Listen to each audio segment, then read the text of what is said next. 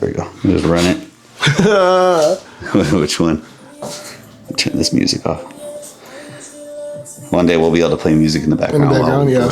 God damn it. We didn't turn it off. Oh, dude, I got a good one. Yeah, we can. Okay. Sorry. What's up, guys? We're back at it. Podcast episode number 6. Watch, it's going to be 5. I was about to say, No, it's 6, right? Because we did 4, 5. Yeah. Yeah, it's 6. Okay. Cool. So, guys, we're going to start off with a gym pet peeve. We kind of already got into it. We were kind of already rolling with it. So like I said, we always talk like right before. Yeah. And so, but like gym pet peeves. Like, okay. You got top 5. You go. Well, long story short. You want to go one, like you go, I go, you go, I go, or you want to go like top 5? Yeah, or you want to go 5 straight and then 5 straight. So this came about because, by the way, I appreciate you guys coming and showing like love on the pod. So whatever you guys tell either of us, even if you message us and you're like, bro, I want to know about this, like, we appreciate all the feedback. But this one was hilarious because my boy was like, hey, you guys should talk about some pet peeves in the gym. Or this was another part that I forgot while we were off camera. What should like a first timer know as far as like gym etiquette? Like imagine like your first time coming in, like what you should do. Yeah. So let's start with pet peeves because we can lead into that. Okay. Do you want me to go? Yeah, because I guess the first one kind of like both of ours. Like that's fair. We both talked about that. Okay. Okay. So number 1 pet peeve in the gym right now, and probably forever, is people who post about people not re-racking their weights. It drives me nuts. And it's because, like, I understand that you have to rack your weights. It's number 1, every fucking gym known to man. But it drives me nuts that people post about it like you guys have cleaned the toilets or that you've done this. And maybe you have, but I just think it's so annoying when, especially if, like... Look, I'm going to tell you this right now. I'm going to tell you this right now. It's the dumbest thing ever. I don't care. I don't care if people leave their weights. Matter of fact, I ain't gonna lie to you. Sometimes I'm glad people left the 45 on each side. That means I don't have to go grab one and put it on there myself. Right. Well, like, okay, but like, here's the thing. If you walk up to like a squat bar, right? What would annoy me is if somebody put like, instead of a straight squat bar, they put like the safety bar. Yeah. And like then I safety bar up. Yeah. Yeah. Like that's fucking annoying, right? But it's like, so this is my problem with this. It's like, it does annoy me because I'm like, bro, it's not your problem. And we have gym staff. They should take care of it. Whatever. Now we should have gym etiquette and put our shit up, right? But if somebody forgets or whatever, like things happen, you shouldn't. Like people will be canceling memberships and shit for that is crazy to me. Like have a conversation, do whatever, move forward. Anyway, but if you go into a leg press and there's 8 plates on there, and like, what do you do then? Like, I'm gonna bitch about it, but I'm also like, whatever, just fucking. Yeah, that's not like be a man. I'm not gonna. You know. Like, damn, all right, I gotta put this up. Or like, okay, hey, they left 8 on there. Good thing I can do this, or I can take a little bit of weight or something like that. I'm not like, it's like I don't have to go. Thank God I didn't have to put it on for my 3rd working set. At least I ain't gonna. That's what I mean. Like, it's 8 on the east side, right? Or right. 4 or 8 or 8. No, I'm talking like 8. Like I'm talking like 8, like 16 total. Like you walk up there, you see fucking 8 plates on each side. Be a man and squat. Oh, fair enough. Yeah. That's okay, right there. But that's fair though. But that's fair. Okay. But like I said, like I'm not mad at that because like okay, I could take off 3 or 4 and do a warm up set and get going. Right. I don't have to be like, damn, I gotta take this all the way down to 1. But I know some people have to. So for me, it's like whatever, cool. But I'm with you. The posting thing is like the posting thing. Why? Like if you keep it even if you bitch about it to like your homie or whatever, like it's fucking annoying. Or tell the gym owner. Don't post it on fucking Instagram. Nobody cares. Nobody gives a fuck. And you know what's gonna happen? Nobody's gonna change. That's so true. If anything, honestly, my petty ass, and I rack my weights, I will leave that on there when I know you're gonna because I know I want you to post it, and I want to intentionally talk shit. I will tell you though, it's pretty funny. Like when people do not post it, but they're like, they have the video of them walking away from it. I'm like, they got you. No, that's different. No, my favorite is they'll post, and I've seen this. Okay, so I've seen this at like local gyms. I've seen it at Absolute Recomp because I have buddies all over the place. I've seen it at, where's another one? Destination. That one's bad. But that one's because nobody cares. They just fucking throw it. But I see people posting about it, and it cracks me up. But what I laugh about is they're like, the weight tree's right there. I'm like, then go put it up. Yeah. Just go grab it, move it. You had to do a whole video. Were you even going to do that exercise? You know what's funny? Think about, they had to go through the whole security system, film, to get that one part. True. And post it. So you told me you spent 50...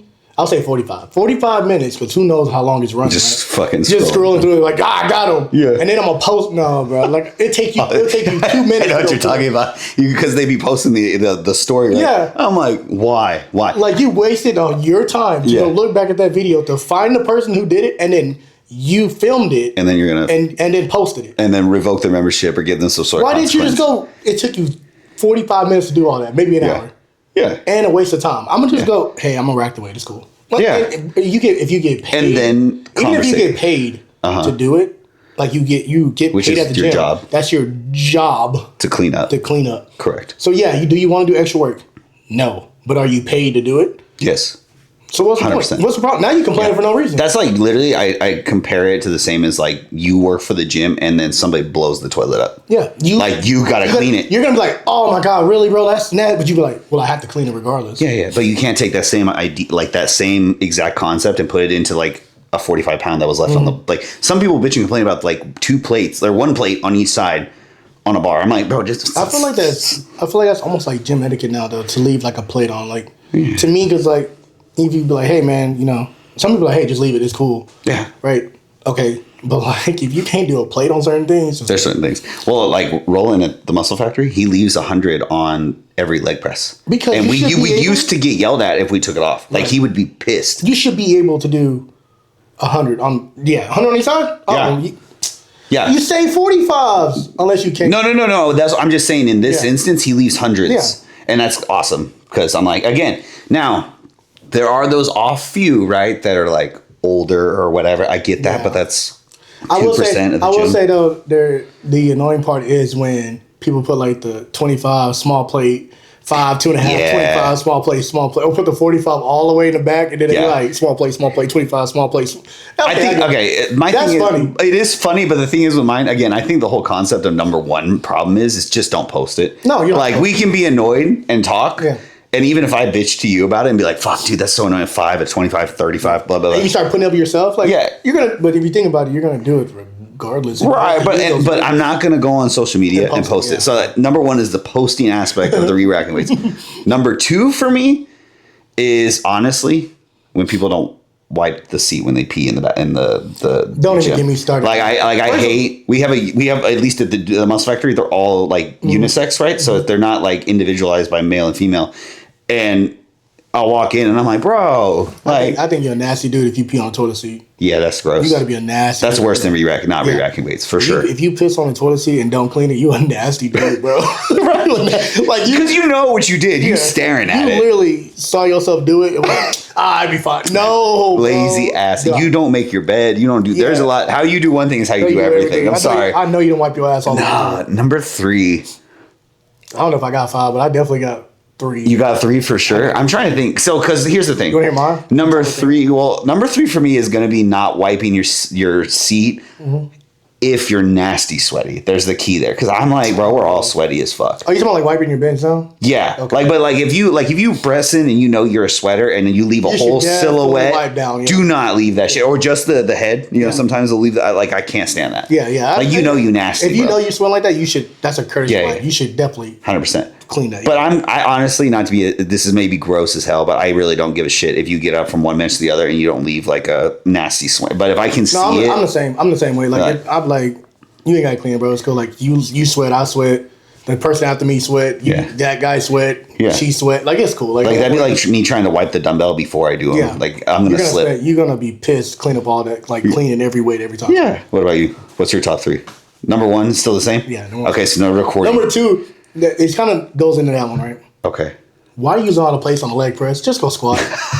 Bro, come on, be for real. I hate when people are yelling. When they load and it's like, bro, you have 7 plates on the leg press. Go squat like a man. But here's the thing. What if they have like an injury? Figure it out. But like, some people got. Yeah, I get you have an injury. But if you're doing 7 plates, you're not hurt. There's no way you're hurt. That's so true. 100%. That's the only. That's not excusable. Okay, you're injured and you come back from it, or you're injured or you're doing single leg press. That's fair. That's understandable, right? Even up to like 4 plates on each side. Yeah. But if you took all the 45s and I can't get a 45 and you're yelling while you're doing leg press and not going all the way down, I'm going to be pissed. Yep. Nothing makes me more pissed. Bro, I hate that. I hate going somewhere and they're like, hey, we got to do. I hate doing leg press. Correct. You know why? Because I had to put a lot of weight on there. And I hate putting the weight on there. And now I feel like a dickhead because I have 10 plates on each side, and everybody's looking at me and they're like, I ain't probably doing the same thing. I'm thinking, why don't this dude just go squat? Or just do something else. Yeah. Like they could give a shit less if you just went and did ham curls. Do You know what I mean? harder than what you're doing, yeah. Or split squats. But, dog, that's my thing. 8 plates on the leg press. I'm gonna tell you to go squat. I'm gonna tell you to go squat. I don't care. That's fair. I think that's fair. Yeah, because especially in a commercial gym. Yeah, especially like at a crunch or whatever, because you're definitely taking from other people. You're taking a lot of people all day. That's fair. And then you're yelling. Yeah. And there's like Mamma Mia on the fucking thing. Like they can't hear you. No, you know what I mean? The yelling stuff, like you're moving heavyweight and you're yelling, cool. You're squatting, you're yelling, and you got 5 plates on each side. Hey, that's perfect. That's my number 4. Excessive yelling while training. Excessive. Like warm up weight all the way to working sets. Yeah. I don't like that. Like there's a guy that grunts here and there at the gym, and he literally, but I'm talking like one plate, and gets in with like a plate, and then hits it, and then puts it down. Okay, and then walks off. I'm like, no, I can't do that. I'm gonna tell you, you gotta be quiet, bro. There ain't no way. Yeah. If I grab the same weight you're doing, I'm like, this does not take any effort from. It should not take any effort. I'm mad. So that's fair. Okay, so number 1 for you is the posting. The posting. That's just dumb. Like it ain't gonna change it. Leg press. The leg press. Number 3. Oh man, number 3. I have one, but I feel like everybody kind of has that one. It's like partial reps. There's a place and time for everything. Damn. Okay, you going deep on this one? I guess you. Right. Okay. There's a time and place. I do partial reps too. But never in my life will I ever. You're talking about, but you're not talking partial reps at the end of a set. You're talking about from the rip. You put on 7 plates on that leg press, and you're barely going down. Back to the leg press. And I'm sorry. That's just it gets me, bro. I'm bad. He's like, I'm gonna be pissed. You got 5 plates on the. Look, bro. This is one thing I hate more than anything. Okay. I hate going to gyms. And you don't walk around the squat rack 5 times yelling. Now I'm hype. You got 7 plates on each side. I'm ready. And you do a quarter squat. I'm going to lose my... I'm going to throw something at you. That is the worst thing you can do. What about like box squats? There's a time... But too high. There's a time and place, Rich? For bodybuilding. No, you definitely... Thank you. Boy, hell no. Thank you. No. People will... If you're an athlete... I'll let you get 100%. Yeah. And I still think you should go low, but that's just me. Well, bodybuilding, you should never. The thing is, so I saw this thing with Ryan Garcia this week on Instagram, and it was like him talking about how he does quarter squats because of fighting for the explosiveness. Totally understand that. Yep. But for bodybuilding, hypertrophy, muscle building, however you want to fucking put it, you don't get anything from doing a box squat that's this high. Yeah, like what is it, 24 inches off the Yeah, but they'll put like 4 or 5 on there and then sit. And my thing is too, they'll go and they do this. Oh, the right. And then they see you do it. I'm like, what the getting ready to jump. We teach kids that when we're trying to increase vertical jump. Fair. Power to the ground, whatever. Yeah. Right? So I understand that. But as bodybuilding, trying to build muscle, I don't have kids. I have videos of my kids going ass to grass. Only way I teach it. Yeah. Now, do we have time for quarter squats? Do we have time for loading jumps to a quarter? Yeah, absolutely. But there's time and place for everything. But to build muscle, if you're not touching your thighs to your calves on a squat, I'm going to talk about you. 1, we need to talk about mobility. 2, ankle mobility. 3, take the weight off. I'm okay watching you do a 45 and your ass is grinding the ground. I'm cool with that. But if you put on 5 plates and you do a quarter squat, I'm going to look at you funny and be like, you don't care. Because it's like, it doesn't make sense. Because at the end of the day, if you can hold the weight, great. But for bodybuilding purposes, that's kind of more so what I'm talking about. Bodybuilding purposes, you need to get full extension of the muscle. Absolutely, yes. So whatever that looks like. So here's my thing. What about muscle-mind connection compared to just, like, I hear people like, yeah, I do lightweight because I like to do mind-muscle connection. Oh, God. Okay, I had this conversation with Joss earlier. I love lightweight because I can feel it all the way through, and I know my chest is working, and then I come out, I'm like... But you're using 20 pounds. There's something I got to. Of course you can feel it. It's light as shit. Yeah, but the whole mind. There's a time. Once again, I think there's a time and place for everything. Yes. Right. And do you lose that when you get heavier weight? I don't. Okay. From experience, let's take chest press. That's a good example. Yeah. Because if you take a chest press, right, and you come down really slow, controlled, touch the shoulder, go up because you don't have bad shoulders or whatever. Boom, and squeeze. And you can feel that all the way through, let's say with 45-pound dumbbells. That's great, but at the end of the day, building muscle, like we've talked about, is about progressive overload. Eventually, that's going to get heavy, and eventually, I don't think you can't go light and get mind to muscle. You can, how do I say this? You can't go light and say it's mind to muscle connection, and then say you lose that connection as you get heavier. you should be able to carry that mind to muscle connection all the way up to whatever your top working set is. And the thing with that is as well is that, how do I say this? You don't lose it because it does get a little bit less because you're using more muscle in general, like just more movement. So this leads into my number 4. I'm glad we shared tomorrow. Women telling you they don't want to lift heavy because they don't want to get bulky. Oh, that's number 4. That's actually, you know what? That's mine. Yeah, that one's a big will one. bother me till I die because I've been lifting heavy for years. And I don't even think I'm bulky. So you telling me you lift one dumbbell one time, you about to get massive? How? Okay, but I will say this. Explain. You know what's crazy is that trend has slowly started to decline more. I actually haven't heard it as much as I used to. Boy, do you hear it all the time? If you work with women who are, I'll say 30 up, because girls younger, they already they're in the phase of that new trend of lifting heavy, building muscle, right? So they kind of, I would say the younger generation, that's crazy I say younger because I'm not that old. The younger generation kind of already has a step on everybody. Right, because they're being taught from the science. They're being taught, exactly. But if you go talk to a woman 35 and up, maybe 40 and up, because we have a couple around that age, they'll tell you, Harvey, I don't want to lift heavy because I want to get bulky. You scientifically cannot do it. You can't. Well, people don't understand that. And actually, I had this conversation with somebody this week on a consultation.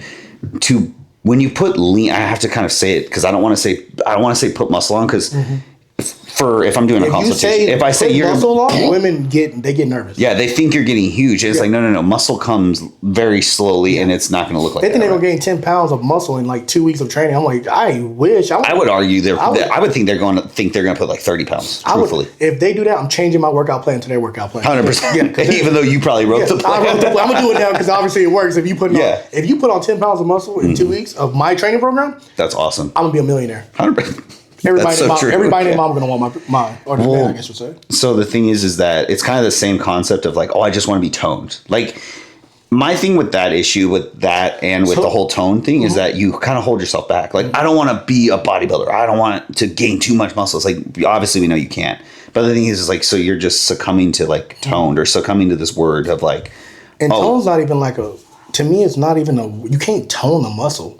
No, but the idea is like they don't want like harsh definition, right? Yeah. So toned is like a softer word for them to use, which I don't agree with. And I'll try to explain this to women too. It's like you will like the look if we put on more muscle. And they're like, what do you mean? I'm like, I'll guarantee if you put on some muscle, you're gonna be like, I really like the way I look. Well, because your body composition changes and the look changes, and that's where the whole skinny culture shit. Actually, I was telling Joss about this yesterday because I watched Alien vs. Predator, and it's crazy to see that like early 2000s era, what the women look like and stuff. And I was telling her, I was like, as like a 12-year-old boy, I was like, oh my gosh, she's so hot. Now I'm like, what the fuck? And it's not because I'm like, I don't think that this person's attractive or that this like, but it's just a different era. Yeah. Like compared to now, like skinny culture is kind of like going out, and now that whole idea of like muscle and putting body like mass on is actually going in the right way. Yeah, like you should everybody wants to put muscle on now. So like when I have consultation, a lot of people are coming in, they're like, I want to lose body fat, don't gain muscle. I have not had one consultation yet where they haven't said that. I'm like, so you want to put on muscle, that's easy. We can do that. If you train hard, we can do it. So that's my number 4? Yeah, number 4. And 5. Damn, you actually got 5. And I got 5. It's one more. I'm trying to remember. I guess it kind of leads into what we're going to talk about next. I'll just say it. I'll save it for the next one. Well, the next conversation. What do you mean? No. Say it now. Okay. Because then we can lead into it. I hate when people tell me I'm going to lean bulk. Oh, shit. Okay, never mind. You might have. But that's fine. Fuck it. I hate. Wait, why? Okay, hold on. Why? Because lean and bulk are two different things. Is that why? Yes. Fair. So just tell me you want to look good at the beach all year long and not put on no crazy amount of muscle. I'd rather you be honest with me and be like, okay. So this is our topic of conversation. One of the topics, yeah.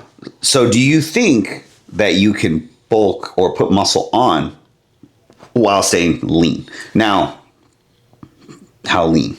That's the thing.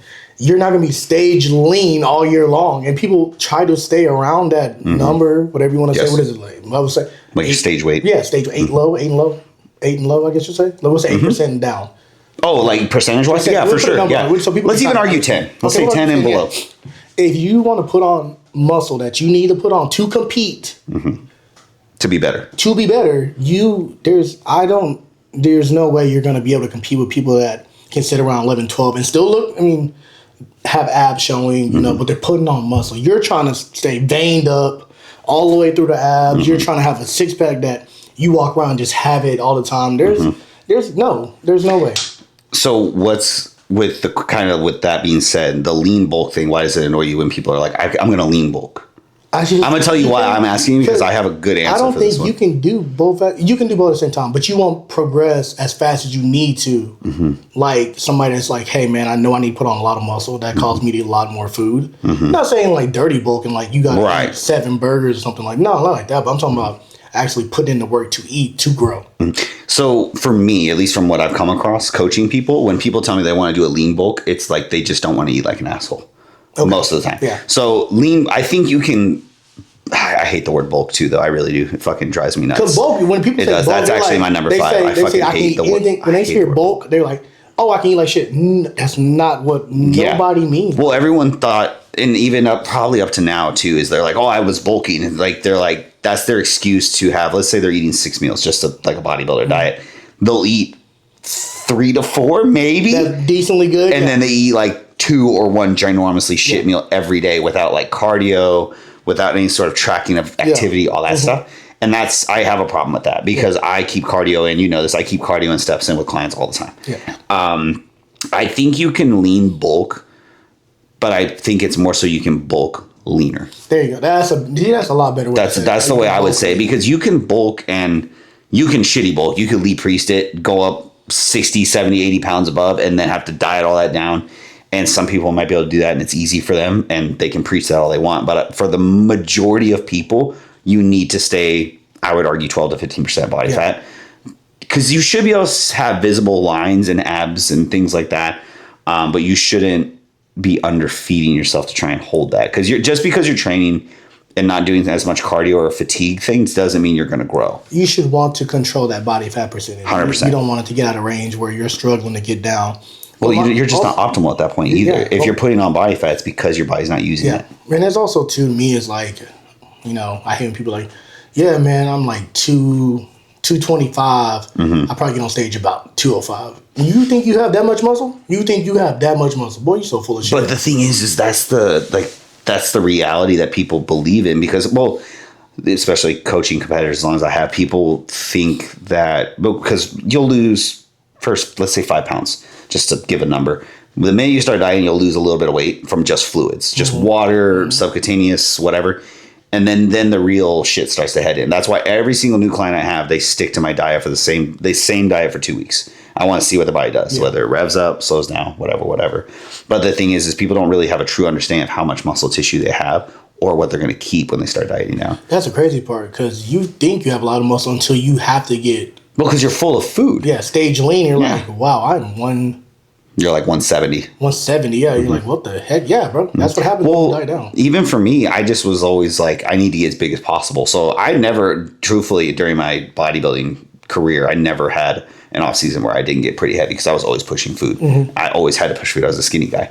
But the thing is I also obviously suffered from that, because then I had to pull off fucking 45, 50 pounds every single prep. And that's why I try to teach my guys now, and my girls and my clients in general, to try to just maintain. And the rebound phase and all these things matter. And yes, bodybuilding is structure. It's a lifestyle. And when people say bodybuilding is a lifestyle, it's not just like, oh, I eat chicken and rice all the time. It's like, no, like you structurally everything, eat, train, whatever, all the time. Well, that's the funny part. When you really buy into it, right? Really buy into bodybuilding, really start doing this, you structure your meals around when you train.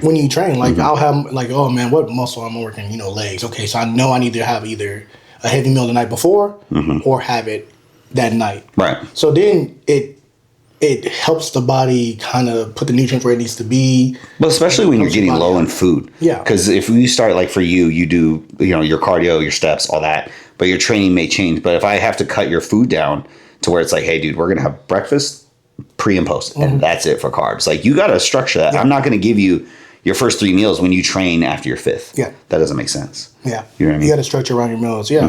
Even in off season, I believe it changes. It changed me a lot this off season by not eating like I hate to say the word, but I mean like a dickhead, right? Yeah, that's what really focus on, okay, I'm eating these clean meals, and then, okay, I did good all week, and I know I'm doing legs Saturday, so Sunday or that weekend, we go have one meal, and then I'm back to normal. And that helped a lot more than me being like, oh, it's just Monday, I'll eat whatever I want. Oh, it's Wednesday, I can eat whatever I want. But also, you create a lifestyle too, because there'd be times like we would be talking about like Panda or like these healthier, not just as healthier shitty choices. foods. Yeah. You've made a lifestyle of it to where, and that's what I try to preach to people is like, it doesn't mean you need to hide away from foods. It just means you need to pick the better food sometimes. If you know, like you've only been on diet, let's or like say you update your meals or whatever, you've only been on it for 3 days. Don't go fucking eat something huge. Yeah. Like don't go eat 2 burgers and a fry and then expect you to get the results you want, even in the off season. Because just because you're adding more food doesn't mean you need to, or isn't going to justify the fact that you're going to start spilling. Yeah, I don't like the whole. I don't like the whole like it's off season. I can just eat whatever I want concept, or really that I don't like. I hate when people post like, they having breakfast or whatever, and it's like a lot of food, and you don't train. Hard to enough. Use that food. Like, you're just being fat at this point, which is fine. Hang on. I'm going to turn the fan on this camera so that way it doesn't fucking... Let's see. Ooh, you're going to see it moving, guys. Hang on. There we go. And we're good. Okay.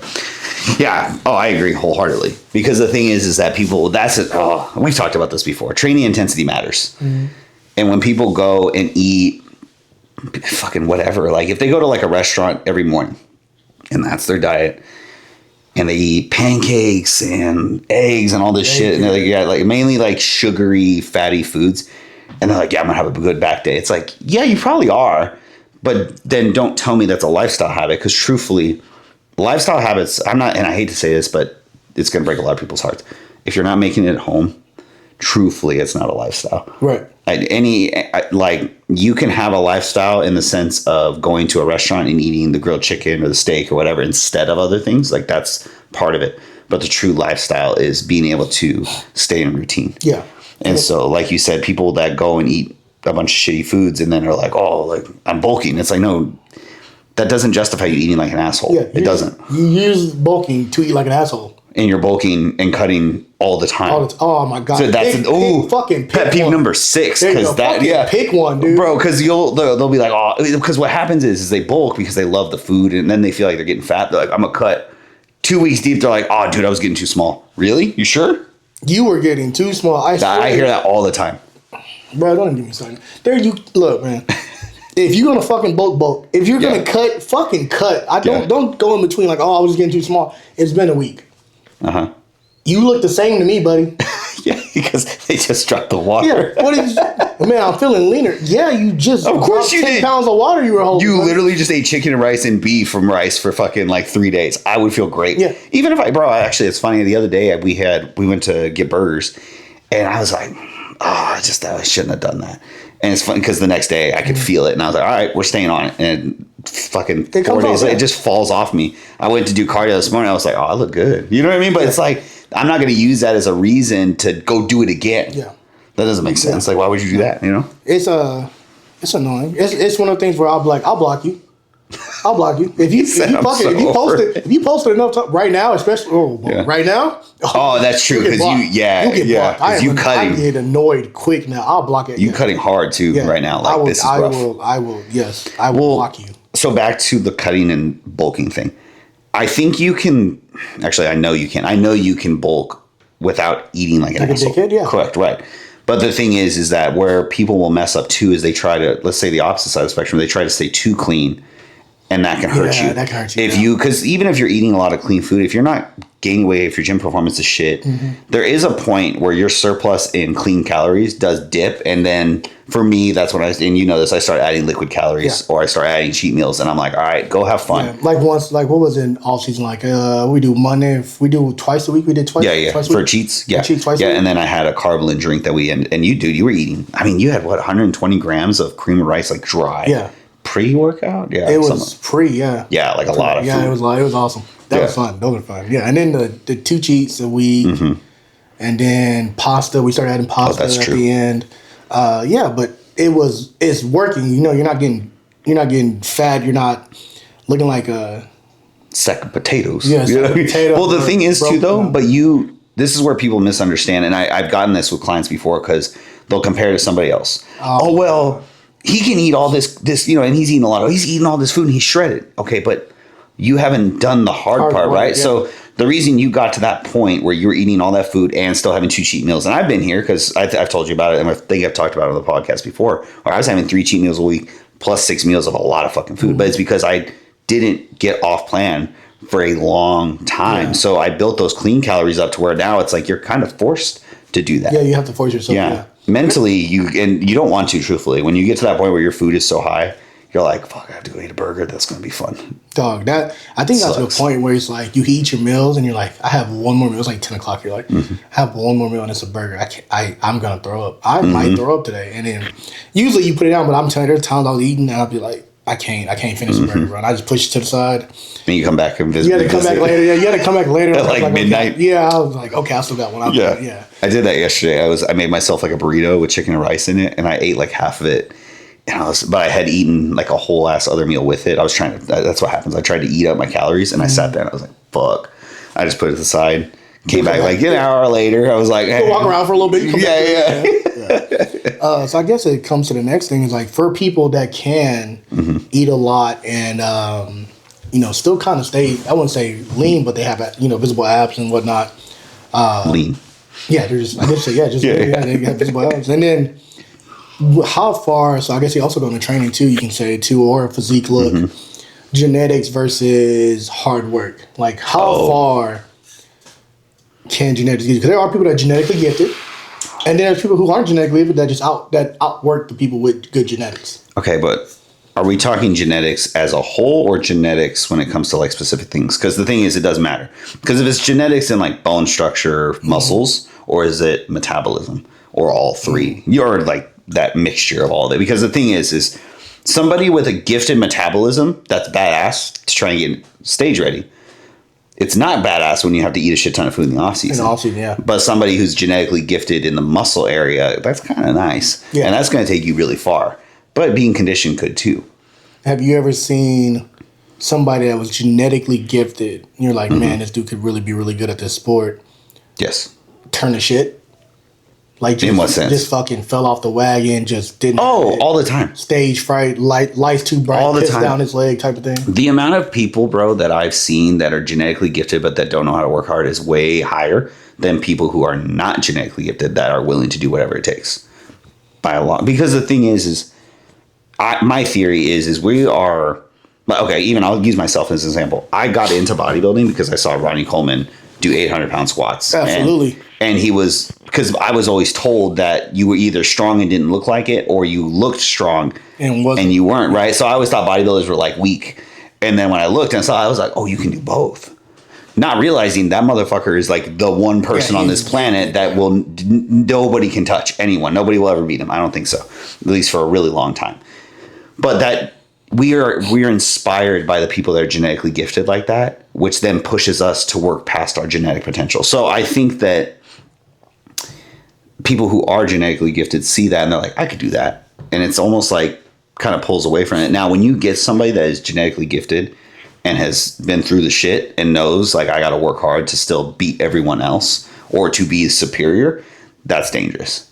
Yeah. But I have seen numerous people, to answer your question, I've seen numerous people that are genetically gifted that shit the bed all the time. They either stage fright or they never feel they're ready, or when they do get ready, maybe they didn't push as hard or they expected an outcome. And when they lose, that's when you really see what they're worth. Yeah. Because that's when the people be like, I should have beat this person. You didn't do this. You didn't push me hard enough, which is crazy. Yeah. Or they think they can get away with less things than a lot of other people, whether that's training, supplementation, gear, whatever. They're like, I've had situations where somebody who's genetically gifted, I can get away with a lot more. I only have to use this.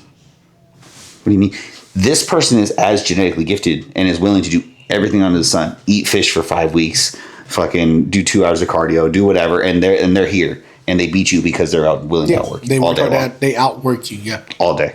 Yeah. At least with bodybuilding. Yeah. What about you? What do you think? Like, do you think that, or actually, have you seen people as well that were genetically gifted and just shit the bed?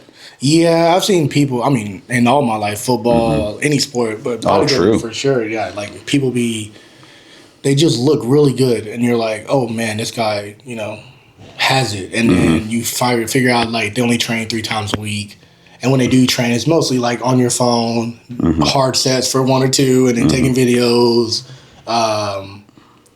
trying to find the right light. They really don't put their all into it because they're just genetically. Everybody in their life been telling them like, oh, you got it, you're fine. Oh man, you got this, you look great. Yeah. You're genetically fine. You're genetically gifted. You be good, right? Well, that's why you can't listen to other people when it comes to your goal a lot of the time also, because there's so many people, even when I was getting ready for shows, they'd be like, bro, you're going to win. You're going to do this. It's like, yeah, you don't know that. Bro, I told you my first show, everybody was telling me I was going to do good. Yeah. And I thought I looked good. I was like, okay, I can win this. I can. And then you get there and you're like, oh shit. Because they look good too. Bro, that man took his shirt off at weigh-ins. I said, I'm finna get cooked. That's Is he the one that won? Yeah, he ended up winning. Oh, he was the one. Okay. Damn, that sucks. You saw him from the get. Yeah, so we're in the same line, and I was like, there's no way he's in my weight class. That man took his shirt off. I said, ooh. I'm getting smoked. You saw him get on the scale and he was in your class? He was in my class, and he was chiseled. Like, you see the striations in the lower back, the tree. I was like, he ain't flexing, bro. But he's just standing there? He's just standing there. I was like, I had that happen actually at my last show. I remember because there's a guy I know that I was like, I could tell he was prepping for something, but he wouldn't tell nobody, right? And I was standing backstage and I see him as we're lining up. Not even waiting. I didn't see him any other time. I'm standing there. I look up and I go, are you kidding me? For real? And I got stuck into him. I was pissed. Yeah. I was like, for real? You're gonna do good when people come up to you like, hey man, what class you in? Right? Yeah. My first show, nobody asked me that. Nobody asked me what class I was in. If it makes you feel better, mine. Men's physique? I went, all right, I'm gonna go home. I'm like, actually, you know what? I have trunks in the car, actually. Yeah. You know what? Actually, I'm gonna go get my swim trunks. They're gonna be like these fucking horrible. like the ones that are like all boxed out. No. But I think that genetics plays a huge role. Honestly, in every sport. Well, okay, I got one because I've heard it, and I think I've asked you about it before. We kind of talked about it. Maybe, maybe it was you. I'm sure it was because so fuck, we talk almost every day, right? Exactly.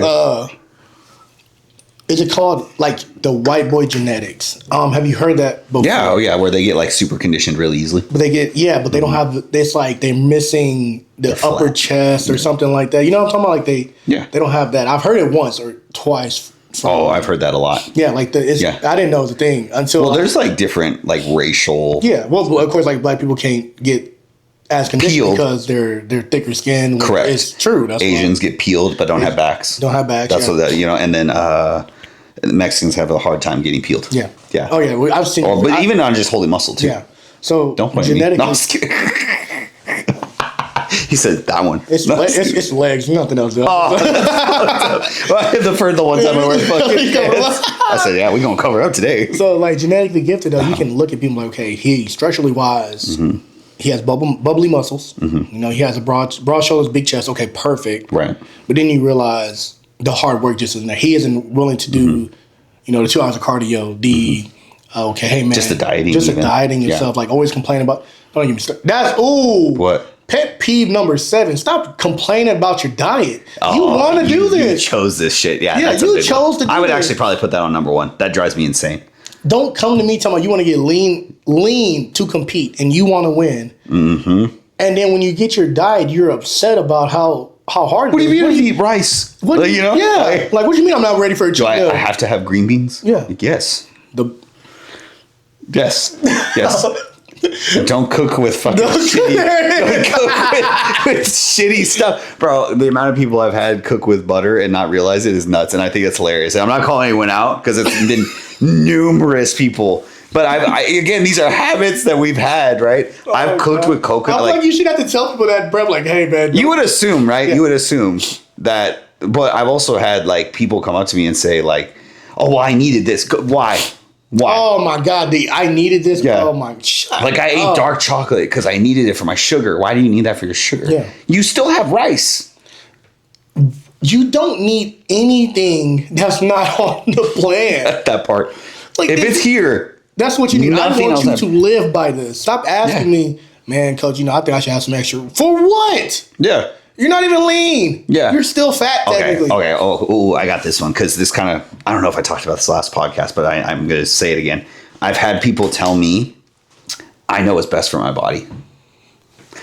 That's actually going to go. That's coming up. This list is getting bigger. I know. Every time we start off, this is on 3. number 15. But that one pisses me off because I'm like, you pay me, right? And I'm not saying I'm not expensive, but I'm definitely not cheap. That's for damn sure. You invest in me. And the first meal plan I send you, you go, you know what, coach? I know this about myself. Then why did you pay me to do this for you? If you know what to do. I took an hour of my day to write your plan. Even asked you what you liked, and now you're getting mad at me because your plan isn't what you like. I'm a loser. I'm gonna throw my laptop across the room. Yeah. Well, I had somebody tell me recently. What was it? I don't want it to be too stressful. I almost threw my hat. What do you mean? On video, I was like, what do you mean? Like, yeah, I get it. Try not to make everything stressful for your client. Believe me, we all. Well, that part. No, I'm saying the stressful in the journey. In the journey, yeah, it's stressful. It's gonna be hard. It's gonna be hard. You're trying to get unhealthy lean. Yes. Like you're trying to walk and see every muscle start working when you're walking. 100%. You sit down and your butt hurts because you have no fat on your butt. It's part of the journey. You're just straight bone, Just straight bone. Yeah. You can't even sit on the toilet long enough. You be like, dog, this is terrible. Yeah. It's part of, you're cold all the time. It's just part of the journey. If you didn't want to do it, buddy, you ain't got to do it. Yeah. Well, the thing is, I think that people try to,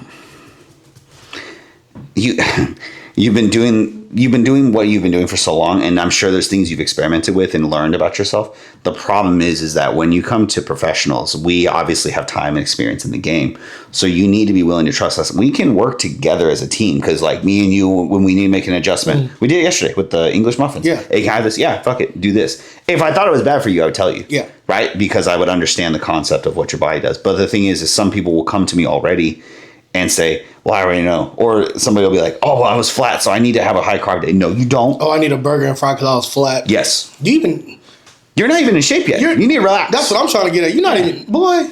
Right now we're looking like fit call outs out of four groups. Fifth call out, only 3 groups. Only 3 groups. They just gonna be like, hey, you wanna walk in, put your hand up, they're gonna keep making you walk through. Yeah. There's no way. Well, my thing is with stuff like that is it's how do I say it?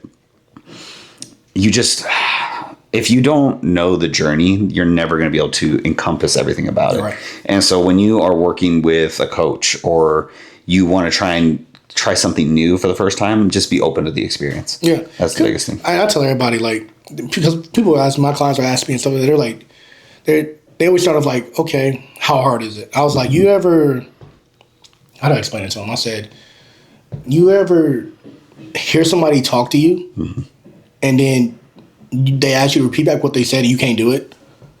That's how hard it gets, to the point where you're talking to me and I don't hear a word. Oh, 100%. I just can't function correctly. Yeah. I was like, that's how hard it gets. They asked me, they say, why do you do it? Because it's mentally and physically hard. I want to see how hard. You said that because it's fun? Yeah. It's literally because it's fun. I want to see how hard, I can push my body and see where I can get. And it is a mental aspect. And I was going to ask you this. What do you think about, how do you say it? How would you say it?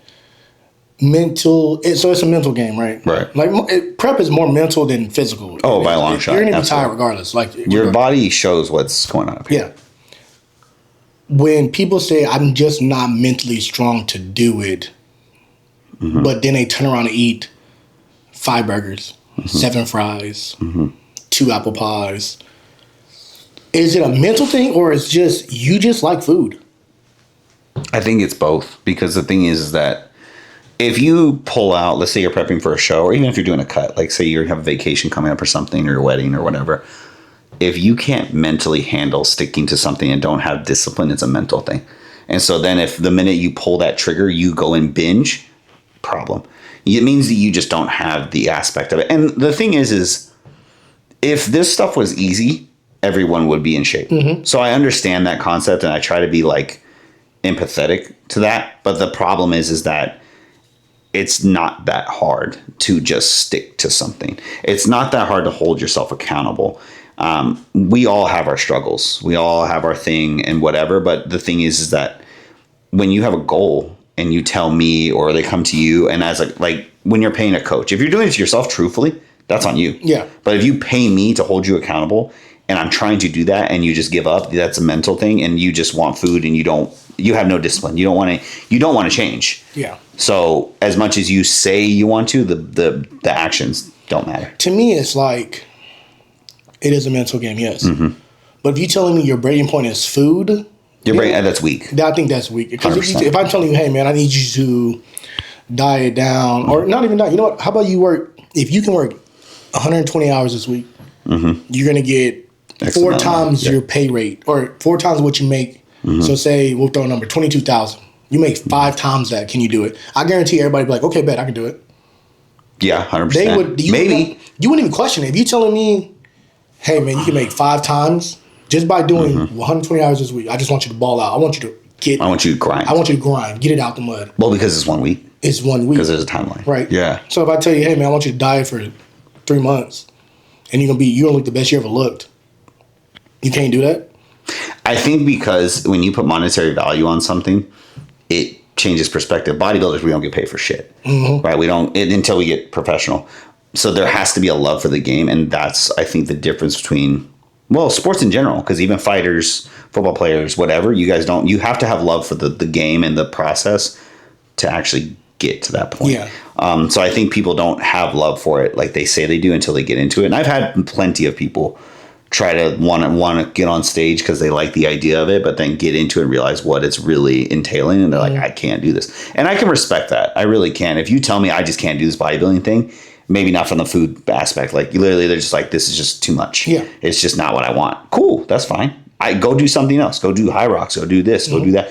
I would still want you to challenge yourself, but maybe bodybuilding is not for you. You know. Well, also to me, it's like, just speaking about food. When you do high rocks, you can't eat like a jackass. That's true. Yeah, because then you're not going to do well. Yeah, when you do CrossFit, you can't eat like a jackass. Football, you definitely cannot eat like a jackass. I don't think people should be wanting to eat like shit all the time, regardless. Yeah. You know what I mean? It doesn't matter your lifestyle. It doesn't matter where you're at, because your body needs fuel. Yeah. And like, yes, we all love burgers. We all love fucking nachos and alcohol and this, that, and the other. But it's like, I had a conversation with a new client this past week, and she had told me, "Oh, I just started drinking again," because I guess she's been social and stuff. She goes, "I'm going to pull back, blah blah blah," and I was like, "Okay, that's fine." And this is what I tell everybody: that's fine. I'm never going to be against you having a good time, and I don't want to change. She's a lifestyle client. I'm like, I'm trying to adhere to that, but I do want you to understand that the minute you drink, there's 3 days where you're about not burning fat. Yeah, you literally minimum. You literally stop it, and you have to kind of get going back up. Right back and then I told her, I said, it takes 3 days. You don't burn fat.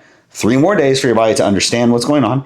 Now you're back again. So if you start, that means you've only had 1 day of progress. And then you go drink again. It takes longer. It's going to take longer. So if you tell me, hey, I want to get ready for XYZ in 3 months, 4 months, whatever. A wedding. Yeah. Little black dress. Bro, I've heard that so many times. The little black dress, bro. That's all she wanted to get in. She didn't do it, bro. I felt so bad for her. Yeah. The man worked her who was killing that girl, but I was like, she ain't never gonna fit in that little black dress. I felt so bad, bro. That would be horrible. Yeah. But it's self-induced. If you don't have discipline, you can't get anywhere in this game.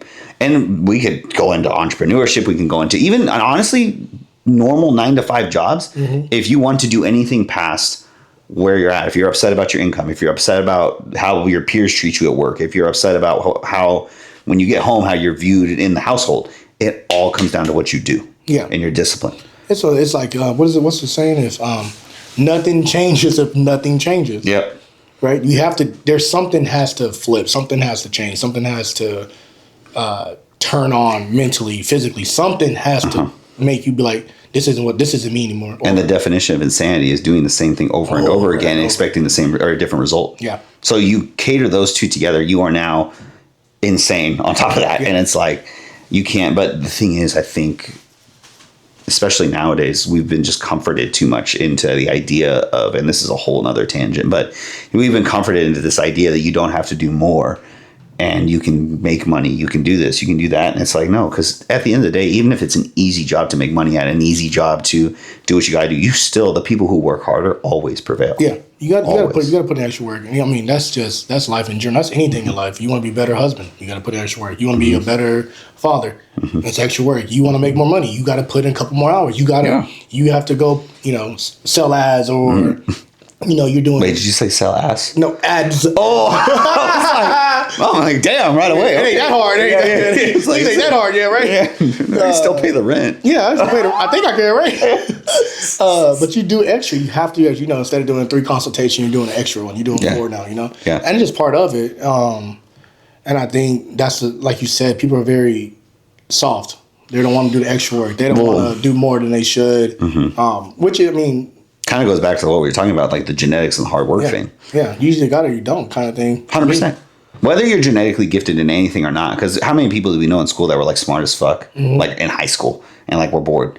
But it's like, dude, you're genetically smart. Yeah. Use it. I'm struggling over here, dude. Okay, and I'm gonna make it further in life because I work hard. I've seen kids not study and pass tests, like no problem. Absolutely. Even in college, I'd be like, bro, did you study? He's like, oh, I read through it. Yeah, he skimmed What do you mean you read read like the QuickBooks real quick? Like, nah, bro. I got it. You're good. Yeah. And then making 95, and I'm over here studying from Monday through Thursday, test Friday. I'm like, get like a 75. Barely make it through. Yeah, right. Golly, dude. Yeah. But that's the thing with genetics and people who are genetically gifted. They need to work hard. Do they have an edge up on pretty much any sport and bodybuilding specifically? Yeah. But does that mean that they're going to be superior? No, I don't think so. No, because there's too many people I know that are genetically superior that just don't work hard. No, they just don't. And it's, I mean, it could be, we can go on about that for, hours at that point. Of course. Yeah, absolutely. But do I think hard work matters no matter what? Yeah. Because the thing is kind of your second point. This is way past it. But the idea of somebody working hard and surpassing that, hard work always works. It doesn't matter. You may need to literally, and I've told people this, you may need to give your entire life to this one goal, but if you do that and this other person's not, you're gonna get ahead. Yeah. It may not be right away. It may be 5 years, 10 years, whatever. But you know what? If you have faith in yourself and you just keep doing it, it's gonna work. Yeah. It always works. I think it made me kind of think about this guy I trained, man. We were talking about something, and I forgot what happened. He got like number 1 in USA, San Antonio for something. I forgot what it was, but he said I made 100 calls every day. Yeah. 100 calls every day. He said, I put everything into it, and I made 100 calls every day. The end result was me being number 1. I forgot what he does, but it was like number 1 in San Antonio. And that was his goal, was to be number 1. Yeah. And he did it. He was like, that's what I want to do. He said, now I make around 75. I pushed back a little bit, but I mean, he pushed hard, got ahead of everybody. Now everybody's still chasing. Still chasing. He created such a big lead. We'll be chasing forever. Well, also, and even to that point, like say you're going 100%, you get to the goal you want, right? Do you keep that 100? Yeah, but you do it in a different manner. Yeah. Because you're going to burn out. If you keep it 100, if you're just gas, you're going to give out. But the thing is learning how to strategically stay ahead and still give your heart into it because that's what matters. And and when you said, I think, and you could even touch on this too, when you set a goal for yourself, I want to be number 1 at this, and you work towards it, with everything you got, there's never ever a guarantee that there's only one number 1. But here's the thing. If you shoot for the stars and you land on the moon, that moon's still going to be just as good. Yeah. Oh, dude, 100%. Because that's your path. That's your life path. We can get changes to bodybuilding. Was like the first show I did, 110%. Everything I had into. I did an hour cardio, fasted, 20 minutes after workout. I just kept digging and digging and digging. And I got 3rd. Right? But I finished the race. I got a medal. I got experience. And it was fun. And then now I gained a love for it. So did I win my class? No. Like I wanted to, but I had a great time. And I saw what I had to do to get better at the sport. So it's all an experience. Yeah. Because if you were to take that and then give up because you're like, I got 3rd, that's not going to do anything. No. I had that conversation with a client earlier, actually today, because he posted and he tagged me in a post, and it was something along the lines of him wanting to give up because of XYZ. And I was like, you said you were going to do it. You're going to do it. It doesn't matter what you place. You need to just finish the job. Because what you learn from that, you may want to win. Every single person wants to win. Everyone. I don't care if it's the least hardworking person or the most hardworking person. Every one of them wants to win. And if you can win with less, they'll do it. You know what I mean? Yeah. So you're allowed to second guess yourself, but you can't base all of your emotions into the idea that I have to win, otherwise I'm a piece of shit or I'm not good enough, because that's not true. Right. You've barely scratched the surface of anything. Well, my thing is like, when you lose, you learn, you grow.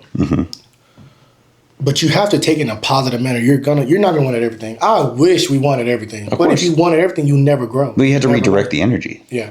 You have to take that negative and push it into something that's going to actually enforce you. Right. I'm not saying that, and I've kind of changed my wording on that because some people will say, oh, you need to change that negative and put it in positive.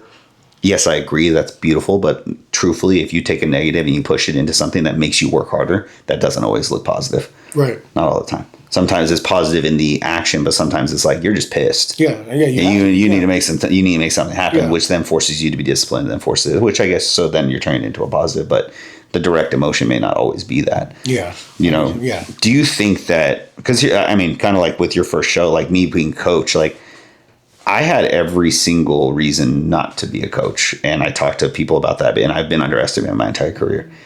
To this day, I have certain things happen. People say little things and you hear it. Mm-hmm. But the thing is my entire career, all I cared about was just, I went all in on myself. And I think that's what gives a lot of people power. When you give all into yourself, nothing that anyone says can ever affect you because it's all about your work and your effort. So if I'm slacking on something, I'm going to be pissed at myself. But if somebody says something about me, I don't care. Yeah. And that's where a lot of people will get into their head about stuff when they do things, when they want to be the best and they're trying to win. And then they hear the noise, they hear something pulling them this way or pulling that way. And you really just got to just go in on yourself and your purpose. Because if, like you said, what's it going to do what are you going to do realistically? If you don't make it, you're going to fail. And then what? You learn. Mm-hmm. And you figure out a better way to navigate it. Yeah. And then you just keep moving. Yeah. And you just keep, like, it's a consistent process of moving. It doesn't matter. And it's things too, like people like, oh, I lost my bodybuilding show, so I'm going to stop. I'm like, okay, but where is that energy going to now? You know how to, now you kind of learn a lot of things. You learn how to train correctly. You know how to eat correctly. Mm-hmm. You learn to stress management better. Mm-hmm. What else? You learn how to deal with individuals a little different too. Mm-hmm. I've learned that too. And like 100%. Bodybuilding, you kind of learn how to, you learn how to people. Or department lines, what's it called? Right, department lines? Compartmentalize. There we go. Yeah. To put them in certain areas of time, mm-hmm. right? And I think that's another positive. Like you're talking about, like, because obviously you're pushing for something, right? So you learn how to kind of channel your energy. Yeah, in different areas. Yeah. Like, because, like, you can't hang out with everybody all the time. Yeah. I see what you're saying. Yeah, especially now. Mm-hmm. Well, I don't even want to. What about people that get offended with that? Because I've had that. Like, with people like, oh, bro, I want to go do this, but you're in prep. It's like, okay, and? They make it sound so bad. Yeah. I'm sorry. I'm sorry I found something I like to do. Yeah, right. But does that turn you off as like a friend? Yeah, I don't hang out with people that do that. That's fair. I don't. Yeah. I just don't. I hear it and it's like, okay, you're done. Yeah. Because you think of what I'm doing as a burden to you. So to get that out of the way, I'm just going to not. That's low key kind of selfish. Yeah. I'm telling you, hey man, I'm really excited for this. Mm-hmm. I'm working hard, and then you tell me, yeah, man, but you're just not like the same guy. Because I don't drink on the weekends anymore with you, or I don't like to stay out till 2 a.m. anymore, bro. No, I like to sleep. Yeah, I don't think that's a problem. Because if I don't, then I know what happens the next day. Yeah, exactly. I'm sluggish. I'm not paying attention. I'm falling asleep at work. No, I'm good. You go have that fun. Mm-hmm. And I'm going to continue to do what I'm doing. But the thing is that those same people are going to be the ones that be like, bro, how'd you do it? How'd you do it? Yeah. Oh, man, you're so committed. I wish I could do things like that. Now I'm going to try it. Have you been called gifted before? Yeah. How do you take it? I'm curious. Like, it kind of irritates me. Right. Because it's like, I put in so much work. It's not just I'm gifted. I mean. Yeah. There's some areas I'm a little bit better in, but I'm still putting in X amount of work, Yeah, you don't make excuses for yourself by a long shot at all. And anyone who knows you knows that for sure. I was always curious to that if people were like, well, you should bodybuild because you're gifted. It's like, well, not really. I have people tell me like, your genetics to take you anywhere. I was like, that's not how any of this works. No, because that's not true. Because all the top people all have genetics. Yeah. Literally, when you get into the sport, everybody's genetically gifted as something. It could be arms, shoulders, chest, massive legs, easy to get lean. They can get leaner easy. Just striated glutes. How's your first show and you got striated glutes? How you do that? How you do that? Yeah, that's crazy. But it's still all the hard work you have to put into it, and it's just annoying. It's like you don't see me doing my. because they're kind of taking away from the work that you have done. Even if let's argue you did less than 50% of the work. Any of that hard work that's being efforted in, they're like, you're just genetically gifted. But I think this says more about them than it does you. Yeah. By a long shot. Like you feel insecure about yourself. So you're blaming my genetics for you not putting in the work. That's ain't my 100%. But those are the same people, again, that just don't know how to get the most out of life. Yeah. And then they stay with the people that do the exact same shit. Oh, I can't stand that. Like, you got to grow up eventually. Some people never do. I know a lot of people that don't. They go to the same bar every Saturday night. All the time. Like, I know where you're at, and that's bad that you've been doing this since I've known you for 5-6 years. Yeah. And they're like way past the age range. Yeah. Like, you go home, bro. Yeah. You're like, bro, like you getting called unk now. You know what I mean? Like, that's not good. We don't need to be doing that. Not in the club. That's weird. Yeah. You know what I mean? You get called unk in the club, you got to get out of there. Immediately get out of there. Yeah. That's on some weird shit. You know what I mean? So what is your... What number are we on now? 716 pet peeve, I guess you said? Yeah. Fuck it. Let's go to the next one. We're rolling. So what pet peeve do you have, I guess, gym etiquette wise or gym related wise, that just kind of, you kind of just shake your head at? Is it like so me it's posing coach. There we go. Posing coach. We're gonna bring that one up. That's a good one. I know we talked about it before, but we're gonna talk about it. Okay. What do you mean? Like, is people just being posing coaches? Yeah, I feel like because we know really good ones. 100%. And I feel like people that call themselves posing coach takes away from posing coaches. Mm-hmm. Like, you're not a posing coach. This guy is a posing coach. Yes. You know how to do you just know how to do a couple amount of moves. You know how to get on the ground and twirl around. Yeah. No, you don't know how to make something trigger. You don't know how to do cues where it's like, bam, there it is. Mm-hmm. Right?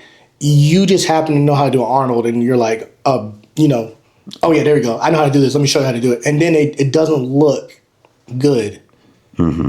Right? Because you done one show. Oh, you done one show. You got, we'll just say, they did terrible. So we'll just say third call outs. He said they did terrible. Yeah, they did. They did terrible. So we'll just say third call outs, third out of 5 people. We're just something, right? What gives you the right to pose a person? You don't even have the resume to back up this. Ego. That's what fuels it. They think they're the best. How do you think you're the best when you got third call-outs, 4th place out of 4 people in your group? Because they feel that their superiority wasn't their physique, it was the posing that they did, even though they didn't do anything. Right. But that's the thing, is that ego, especially in bodybuilding, is ginormous. Because people will kind of the same with like coaching. People will diet themselves for 1 or 2 shows, let's say even 2 shows, just to give some grace, and they all of a sudden think they can coach people. And it's like, but do you know why? Why did you go to this food? Why did you feed back at this time? Why did you do cardio at this time? Why did you not do it? Like, you got to learn how to put the puzzle pieces together before you're actually a professional at this. I'm not saying don't try, but like posing coaches, for instance, like you said, we're having people that will pose 1 or 2 people. But like person I like to bring up is Cody, Flex Code. I love Cody. This dude has gone from, shout out to Cody, but he's gone from like helping people in person and doing stuff to now he's literally making people win overalls on FaceTime, because he knows how to say, hey, I need you to do this. Like, his cues are so perfect. Like the way he can get something to trigger with you, you're like, oh yeah, I know what you're talking about. Bam, there it is. Mm-hmm. That's a posing coach. That's somebody I like to pose in front of, because I know I just got better. Well, because that's the point I'm making is, but then you have somebody that's just at the gym, any gym, and goes, I can pose in front of a mirror and I know how to put my quad out. Or you learn maybe a couple cues that you learned that now you want to teach amateurs. You may be able to fool 10 people. Yeah. But the thing is, reality is the ones that are doing well at this shit, posing coach wise, are actually fixing problems. They're not just putting people in poses because they look good. Yeah, exactly. They're putting them through rounds of posing. They're getting to know them. They're like, okay, I know you do better with this cue. Let me say it. Boom, trigger, got it. Okay, let me try this cue. Bam, trigger, got it. Instead of like, oh, let me run through it. And they're fixing somebody individually. Like they're going from one session to the next one. This person has big arms, little chest, big back, legs aren't proportionate, and they're making them look like they could probably beat the guy that's after them. And then they're fixing this person. Yeah. You know what I mean? And they're able to fix it just like coaches. Like the coaches are able to take one person, give a meal plan. We all eat the same fucking foods, but mitigate it to make it to this person's individual resources and go to this next And one. they know how to bring them down 100%. and know what foods does what, why we do this, why we're doing this, blase. But then you have people that just be like, oh, here's one, and then they can't tell you why they do this, why they do that. Just, with posing, it just, to me, it's like, if you don't have the resume, like, all right, man, how many people you pose? Oh, a couple of my friends. I'm not going to you.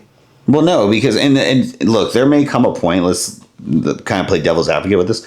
There may come a point where you're actually getting a name for yourself, and then at that point, then somebody can come to you, but you need to learn first. Do you think? Because not everybody bodybuilds at poses, but they're really good at posing. Because I've seen a couple on Instagram that he would never win a bodybuilding show. He's young, but he's really good. He's really good at posing, fixing poses. But what do you think can get you to that Cody level, the grass-fed level, those levels of posing, the steps needed, I guess you say? What would take you past I think that? it just takes you actually, like, you're going to have to go. Everyone has to go through that uncomfortable stage where they're posing their friends and helping their friends or doing, like, less and then getting wins. I think everyone needs results. Results are always going to speak. So the more results you have and the better feedback you have to go through the uncomfortable time. But it's just prestige and experience. Yeah. I think that I'm sure Cody, grass-fed, fucking, what's his name? The other one, the top pro, Wallace? Kenny Wallace? Like him, they all started by helping somebody out that needed some extra help and then fine-tune it, and then it was somebody else. You know, but if you can only help a handful of people because you pose them all the same and you get a reputation like that, it's not going to go anywhere.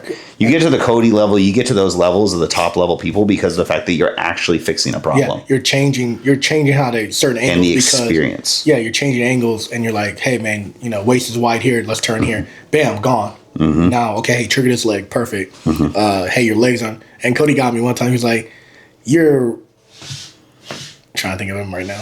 He's all dancing. Yeah, I'm trying to think about that. My right leg, he's like, your right leg isn't as big as your left. So what I want you to do is fix it this way. Ooh, honesty. And that's a big one. Yeah, be real honest, because some like, people will. And it worked perfect. He was like, now you look symmetry. You're perfect. Yeah. Well, because some people will tell you, you're just looking. If you get a yes man as a posing coach, that's horrible. Yeah. Oh, that looks great. Yeah. And not saying it doesn't, but it could be better. It could be better. Yeah, that's probably the biggest part. Seeing small things. What we worked on, I'm trying to remember at the show we worked on.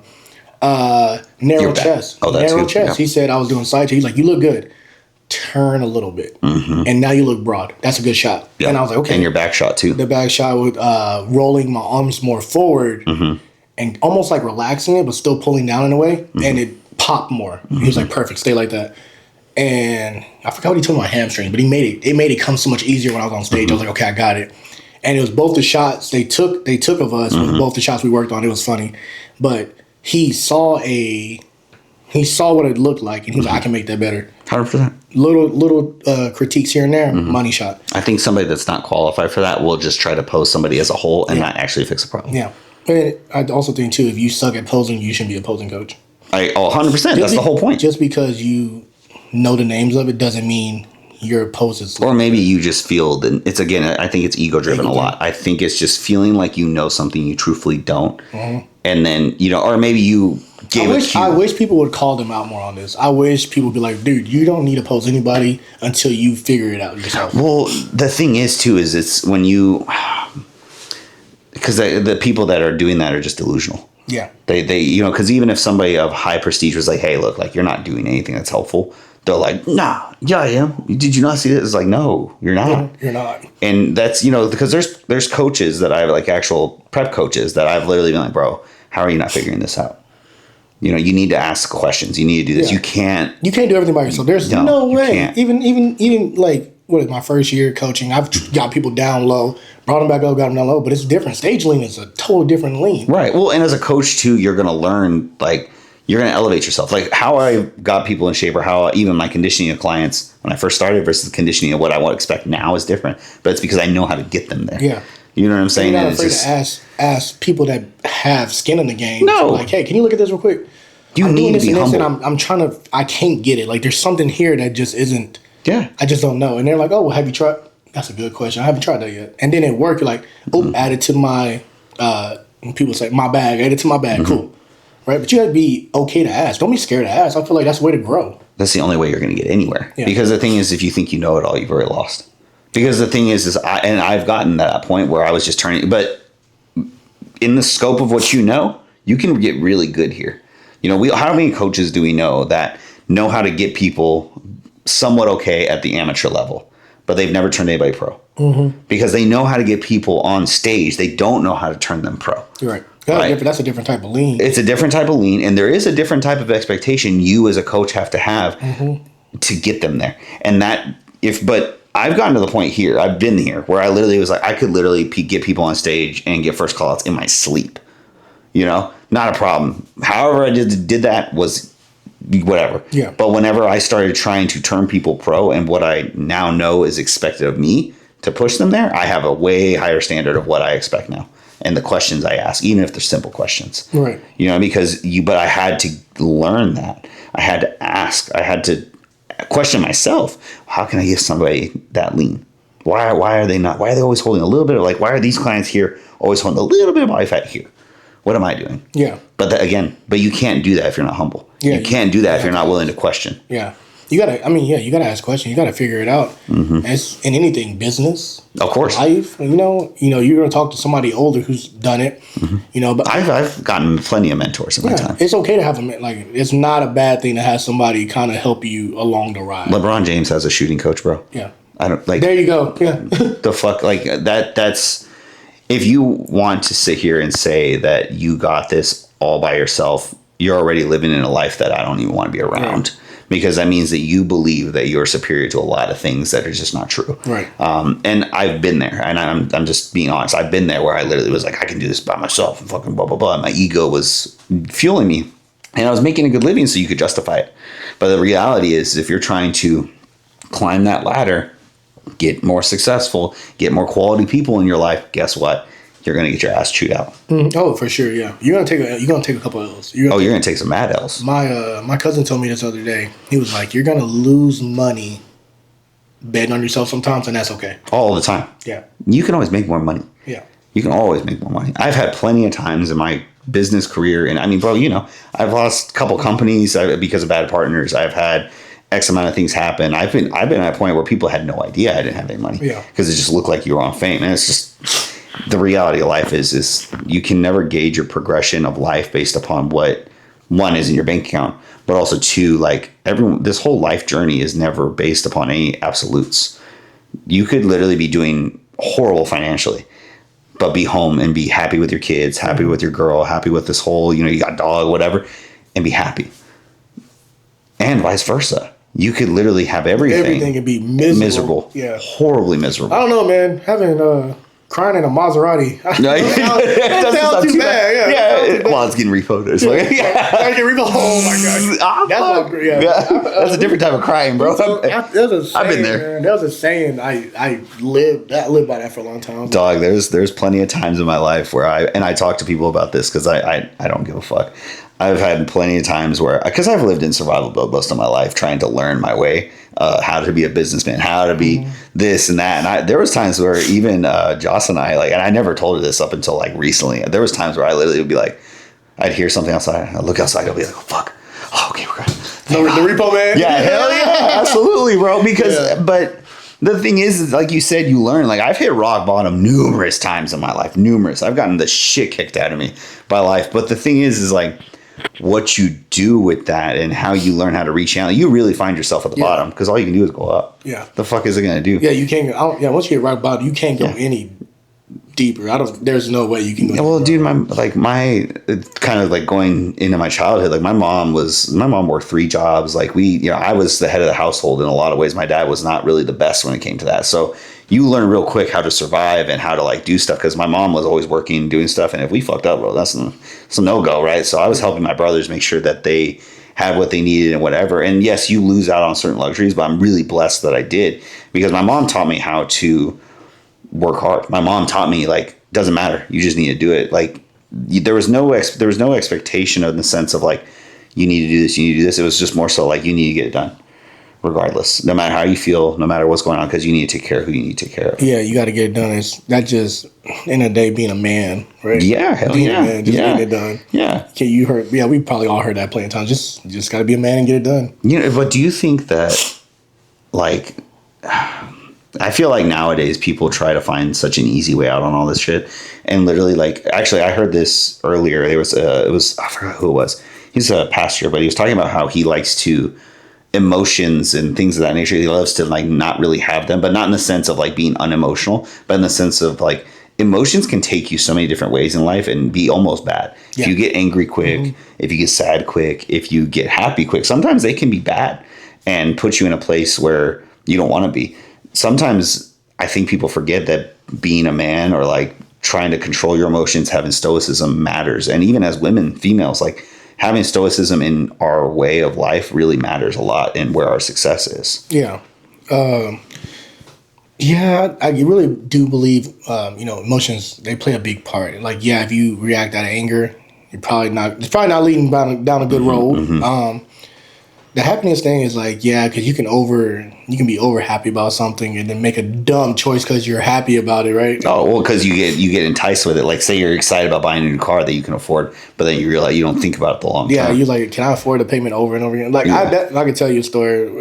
Mine was craps. I was hot, baby. I was rolling. I was hot. I was on it. I was happy. I was putting it down. Yeah. And then I crapped out. Boy, you said, I should have stopped a long time ago. I was up. But we've always done that. Every one of us has had that moment where we've just been like, I need this and I'm so excited, or I'm really pissed off about the situation. We fucked up, but we've always learned from it and gone. Yeah. But I feel like this generation, even into bodybuilding, we try to find a way to do things so easy now to where we can live off those emotions, and sometimes you just can't. No, you just got to suck it the fuck up. I think you have those emotions to a certain point. I can tell you right now, about week 4, I don't have any emotion. A little quick temper, but emotion wise, like. But you just don't have the energy. You don't have the energy. Like the happiness is there for a little bit, and your back's just kind of like there.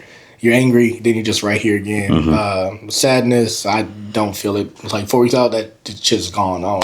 I just be like, all right, and go back, close my eyes type of thing. Nothing kind of thing. Because it's not even worth your energy. Yeah, it's like, all right, cool. Like, all right, I'm going to go walk.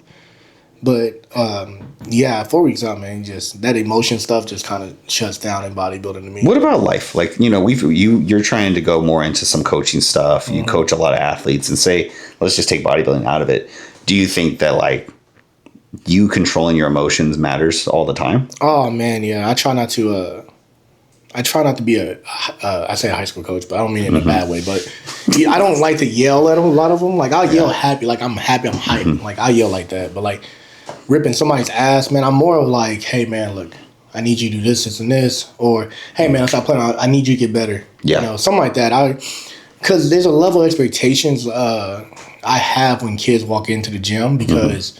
One, your mom paying a lot of money, or dad. Mom or dad paying a lot of money. Parents, I would say, parents paying a lot of money. They want me to get you better. They need results, right? So, like, my job's kind of on the line every time you walk in. That's fair. But also, I need to teach you the expectation of what I want out of today's workout. So, when you come in and you're playing around, that's cool. We can have play around time. That's fine. Of course, yeah. But when it's time to work, I need you to work because I need you better.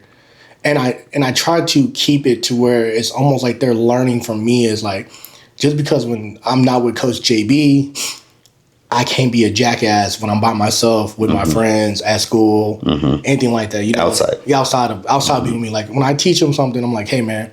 And it's funny. I'm glad you mentioned. I had a kid the other day. We were talking, and he goes, man, I work out all week. I said, you do? He's like, yeah. He said, I work out with school and I work out on my own. I said, there's a difference between working out and training.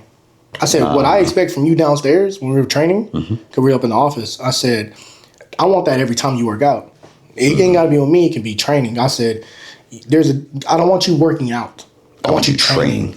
Yeah. So there is a difference. I don't want you going down there and tell me, because I made a example. I was like, I can go down there and do bicep curls right now. I'm working out. But am I training?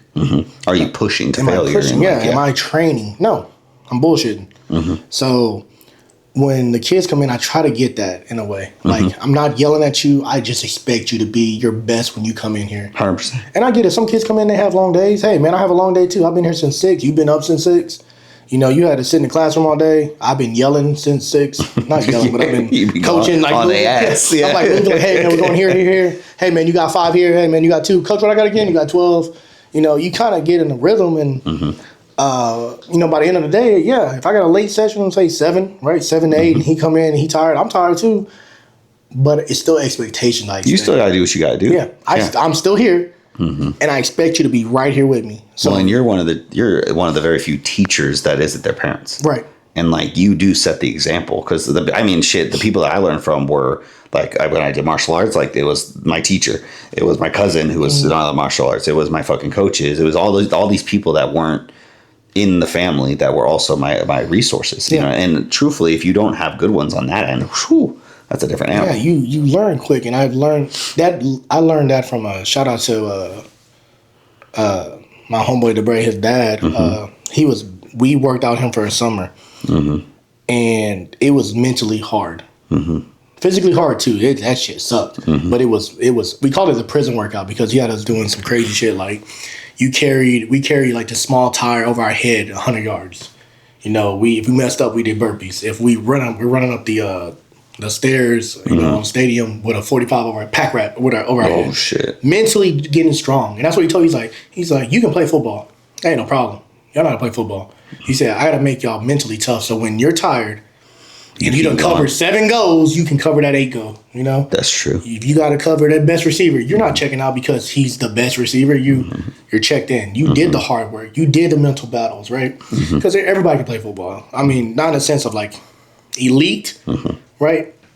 But you can play the game. It's not. It went from being physically to like, okay, hey, mentally, you have to be tougher than that kid across from you. 100%. And I kind of just carried it on with life. It's like, I've been down. I've been struggling. I've been to the point where it's like, I'm like, why am I doing this? Like, I can go back home. I can be safe. I can be in a secured area. And I was like, nope, don't want to do that. Yeah. Dog it out. Well, because you have something to answer to. Right. And that's the biggest thing it's kind of like to go into like where I learned that a lot because I always had to come home. And that's why I didn't do certain things as a kid because I had never felt that I could come home and be not my best. Yeah. And if you have that expectation yourself or you're able to give that to somebody else and be able to set that expectation, it's a big thing because now expectations are what keep you in line. If your girl has expectations of you at the home and you don't do those things and then things happen, it is what it is. If your parents have those expectations, if your coach has expectations, you don't feel those, you're not going to get anywhere. Right. And you're not going to learn and become stronger. You don't grow as a person. No. And so like with the job now, it's almost like you mentoring young cats, man. Even like, you have the adults, man. I sometimes feel like I'm mentoring them too. Sometimes it's like they're telling me, man, JB, I don't know if I can do it. We can do it. Hey, man, I know I asked you for 10, but I know you got 12. Mentally don't check out. Hey, recount if you have to. Mentally psych yourself out. It's all a mental game. Well, a lot of people haven't been pushed to realize what their true potential is. Yeah. You just got to do it. And I know it's hard. You don't know how to get there. We're trying to figure out ways to get there, right? But you just got to go and just see where it leads to. Don't be scared to take that, don't put the toe in, dive in type of mindset. I think that's why our job is so important because a lot of people don't understand that we're literally teaching you how to be the best version of yourself. Yeah. And it's a lot of responsibility. It's a lot of emotions as a coach because we don't realize it truthfully because I think it's naturally inclined to us. I don't think you become a coach or a trainer without having that natural inclination to want people to be better. But the reality is that you're doing it and you're giving emotion to this person. And that's why it's also somewhat frustrating when they don't get they don't listen. Like, that's what I'm learning about this bodybuilding, like coaching or even lifestyle. It's like, you can't want it more than they at Peeves number 19. Number 19. Number 19. I can't want it more than you want it. And I guess we'll talk about this and we'll end on that. Is like, I have a hard time with, and it annoys me. It's like, why do I feel like I want this more than you do? And I'm talking as a coach. I'm talking from adult to teenager to kid. Like, I shouldn't feel it. I feel like we both should be at a level where it's like, man, coach, I need this. I want this. I want to be great. I want to do this. But sometimes I feel like, man, I am tugging you along, buddy. Yeah. I am tugging this rope. And it's hard because part of you wants to say, you know what, you should want that, and I'm not even going to try and help you. But the other part is, like, as a selfless human being, you're like, oh, I got you. Yeah. And it's a really weird balance because there is a point that you are going to have to give. If somebody genuinely doesn't want it, and they just keep fighting you. Sometimes you gotta have a hard conversation. Like, all right, bro, what are we doing? Let them drown. You gotta let them drown. Yeah. Do you want to keep doing this? Yeah, coach, I do. Okay, this is what I expect of you. Oh, I can't. Okay, see ya. Yeah, maybe we don't. Yeah, maybe we don't work out. And not even bodybuilding, even like training people. I've had like I've literally sat there and be like, hey man, maybe I'm not the one for you. Oh, I've done that numerous times. You know, like maybe I'm asking you for too much. Maybe I am pushing you a little too hard that you're not ready for. Maybe another coach will be better for you. Yeah. Because I'm not going to let you get away with certain things. I can't do the whole, you come in and you only want to train hard for 20 minutes. I can't. I got to push you. If you tell me, coach, I only got 20 minutes to train hard, we're going to train hard. We're going to rip it. Yeah. But I don't want you to come in and be like, or tell other people, this is my number one thing. Don't go and tell everybody else like, oh, no, he don't push me hard enough. Well, who don't push you hard enough? That's all I know how to do, bud. And I tell you don't know how to push yourself. You don't want to get pushed hard. You don't want expectations set to where you have to meet me there. Yeah. Right. Well, the thing is I don't like when people when they have an expectation, they let you know about it, and then all of a sudden now it's like you said, I now want it more than you do, but it's because you told me that's what you wanted. I have people come to me all the time. I want to turn pro. Great. I'm gonna hold that. This is the expectation. But then they complain when I'm like, no, you need to do 15,000 steps plus your cardio plus training plus this. Oh, coach, that's a lot. I don't care. Yeah, it's a lot. I don't care if it's Keep hard. moving. Move it. We can adjust, but I really don't give a shit if it's hard at all, because it's supposed to be hard. It's like you're trying to be a professional at this, and you don't think you need to do what a professional does. Yeah. You think you're that great. Yeah. That's crazy. And I don't know, like, how you do it, because. Oh, you've heard stories on that, boy. Stories. That's tough. I was just like, man, look, dude, we don't go good together. Goddamn, we just somewhere good. Yeah. I can't do the whole, and just me, and it's always funny. I feel like I say this a lot. Me as a man and as a competitor is like, why not give your best? Like, if I'm paying a guy and I'm doing the hard work, I gotta give my best. I don't want to get on stage and I don't want to be the guy they be like, he should not be on stage. Right? I think when it comes to the business aspect, for me, it's like you get these people who have the idea that they want to do this, and you're going to get them there, but teaching them how hard it really is a challenge. But it's because of the fact they just don't know. Yeah. And you have to be kind of understanding the fact that they don't know, but it's also like, oh, come on, dude. You know what I mean? Or the delusion. But that's where I've had to become more honest. You know this. I can be too nice sometimes by a long shot. Yeah, because I laugh at you. Yeah. You be fucking roasting the shit out of me. Like, damn, must be nice. Because I'll say the same thing that you said, but in like the nicest way. And I'm like, I'll send this. You're like, nah. Yeah, I'm like, hey, I can't call them a dickhead. Yeah. All right, I'm gonna say, hey, bro, you're being really difficult right now. Yeah. Like, you know what I mean? Like, can you just fucking listen? Yeah. And it's like that. I think it's just more so like I have empathy for people, but something I learned very early on is you can't have sympathy for people. You can have empathy. Yeah. So I'm very empathetic to people's situations and understanding that something might be pushing them. But I also, as a coach, you have to learn how to be empathetic, but also understand that you gotta not give a fuck. Yeah. Like I've had numerous conversations today where I'm like, hey, look, this is what it is. Oh, well, coach, I'm this many weeks out and I shouldn't be. Why shouldn't you? Because you think or you heard so-and-so has this much food or this much whatever. No, this is what you're going to get. Yeah. And like I told you before, I don't. Boy, take away food. You tell me I don't have to worry about eating? I don't have to. I know. Line it up where I have to eat. Boy, come on now. You tell me all I got to do is worry about getting steps and cardio. Some people just don't realize, though. Sometimes it's like, and I've had this happen. I've lost clients. I had actually that conversation of like, I don't think I'm a fit for you. I've had to have that conversation with somebody who questioned me constantly. If you're questioning everything I do, and I'm going to have an answer if you question me, but then you keep doing it because you're just trying to find the answer you want, I'm not that one for you.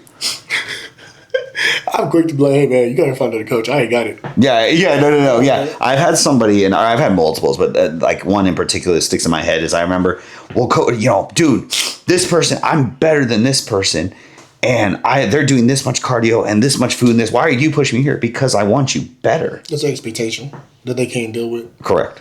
I love it. I want expectation. I want to surpass the expectation. Yeah. I'm actually doing more than I need to. That's why I want to hear. You're doing more than you need to. That's what I want to hear. That's why every time you send me feedback, I times it by 3. Every single time. He'll be like, no, I'm good. I'm like, yeah, okay, fuck it. Because our first prep, you'd be like, nah, dude, I'm good. Then I get a phone call and he's like, Hey, JB's in the urgent care. What? Yeah, God damn it. I'll be out tomorrow at 11, they say. I don't like this motherfucker. Yeah. Bro, man, we got to go into that one day. Those are funny. Those are funny Your stories. first prep ever with me was nuts. Dude, it was like, but I told you, man, I just think my body was run down. Oh, I was tired. And I just, because now it's it's fine. Yeah, I totally no different. I don't feel good. It just, I think my off season was bad. For I think sure. I had a bad off season. I think I got too fat. Wasn't fueling my body properly. Got into prep and just my body reacted fast and it was on go mode and it just didn't. It just couldn't last. It just petered out at the very end. And I was like, well, okay, and they just part of it. Yeah, this off season I think played a big role. Well, I was on a lot of more things too of understanding like.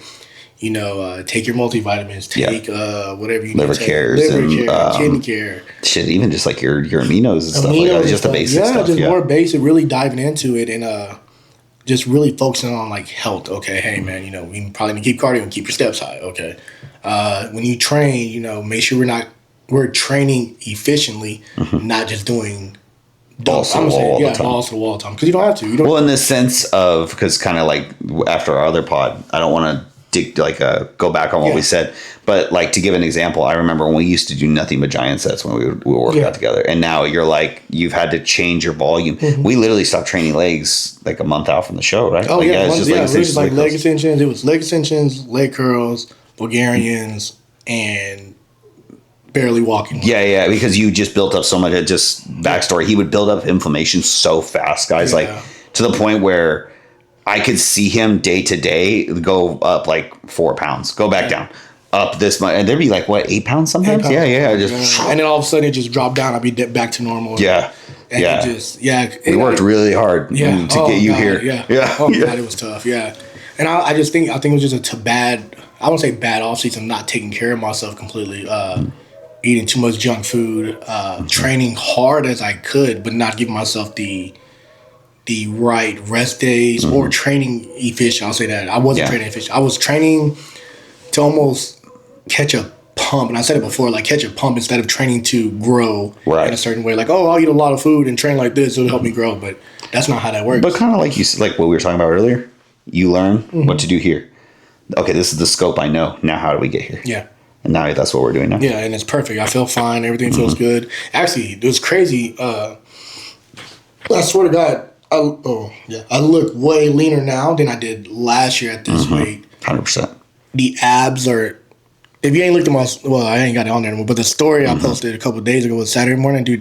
My abs had never looked that good. That's something you need to do. You need to post yourself more on social media. Yeah. Just so that way people can see. Yeah. Because I see this, I be showing people, they're like, that looks crazy. Yeah. The different leanness from now than it was last year is crazy. And I swear, I didn't change any ab work. I just trained harder with the bigger muscles. So like, 100%. And of course you engage your abs when you engage your core when you do certain things. And I feel like that has been a big thing for me too. Obviously now I started prep. I started doing, your crunches, your leg, whatever, dude. That shit. I was like, he's gonna be like, yeah, dog. I'll be in there and do the layup. I'm like, man, this is stupid. The thing is though, he be looking good doing it and shit. He'd be like this. Yeah. And then my friend's like, man, you look really good. I'm like, I don't like doing this. Just to let y'all know. I just picture you hanging there, just being like, I fucking hate this shit. Oh, bro, I'll say the heartbeat. I'll do like crunches today. But you good? I'm like, I really hate training abs.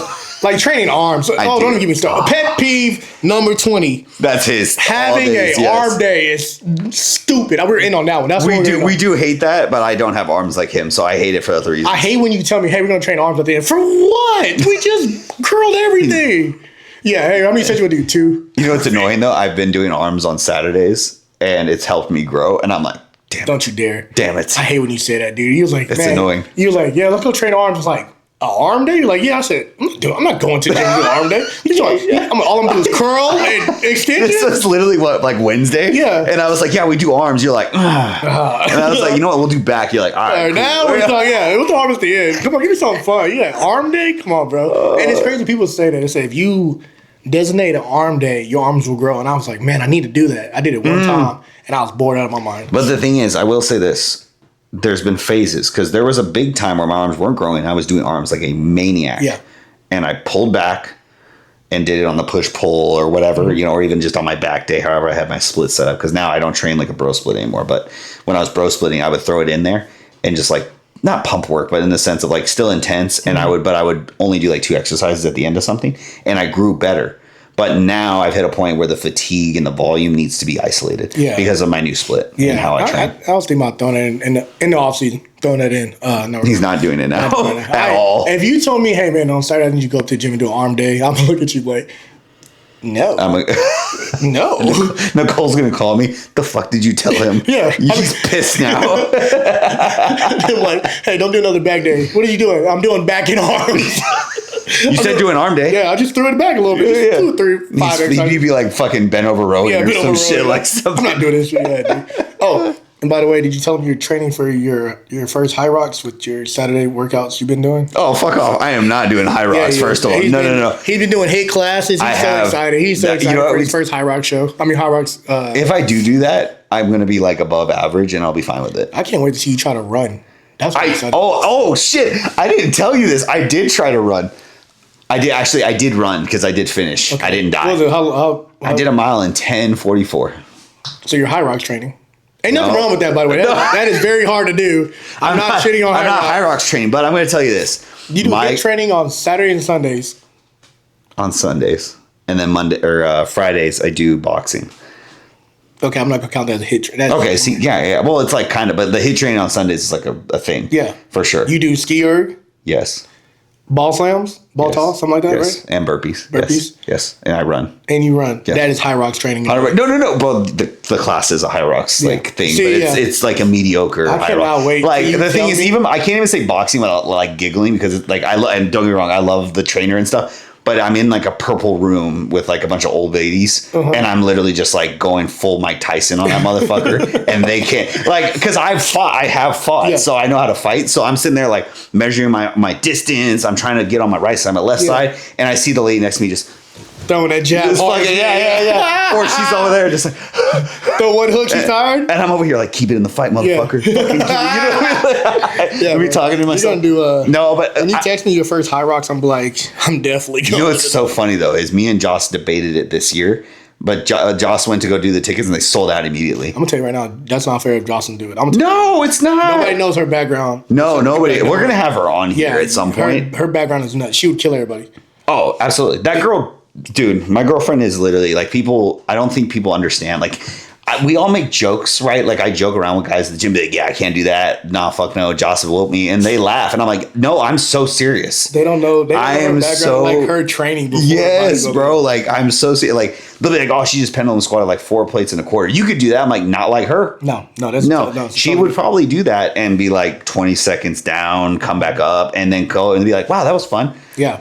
No, her training, the mindset. The high rocks training for her would just piss her off. That would be a class. Yeah, it's a class. Like it would literally like, and it's funny too because we were talking to the owners of the newsstand had they just opened up a new spot, the Dispatch, and we went and Des and Paige, the owners, we were talking to them because they did the high rocks in Houston.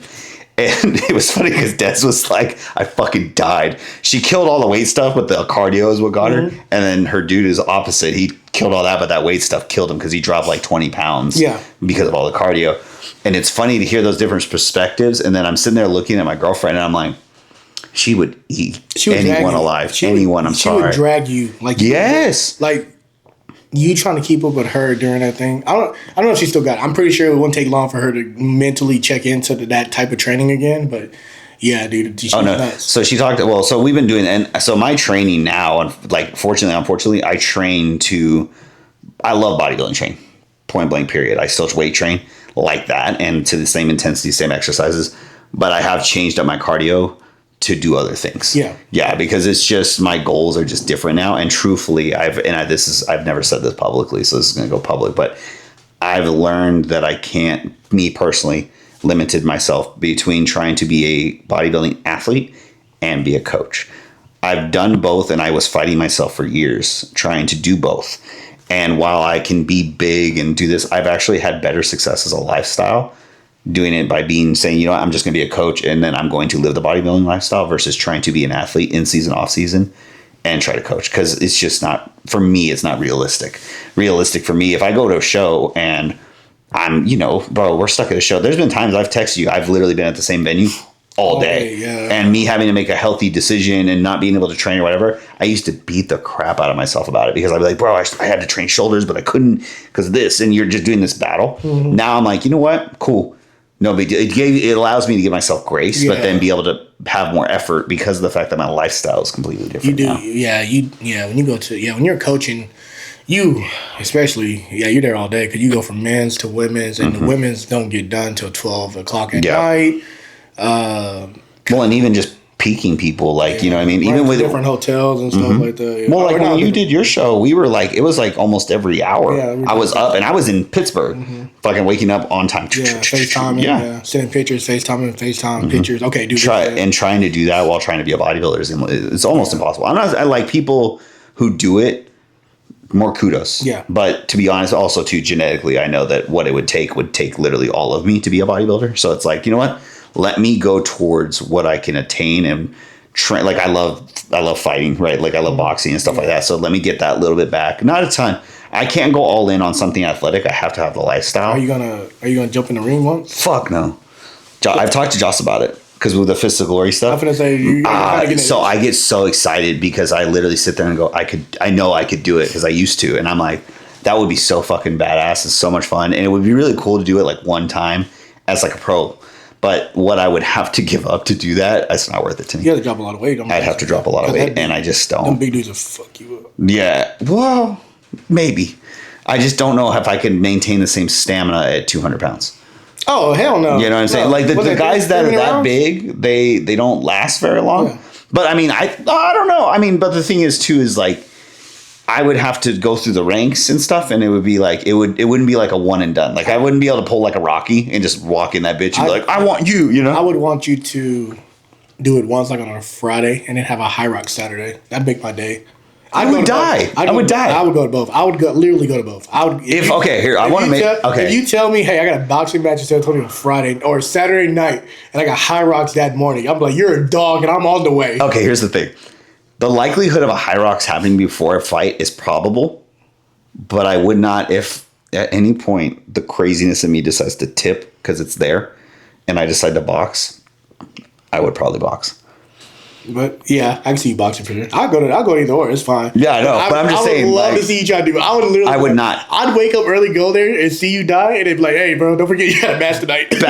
Back to genetics. I know I'm not genetically that built.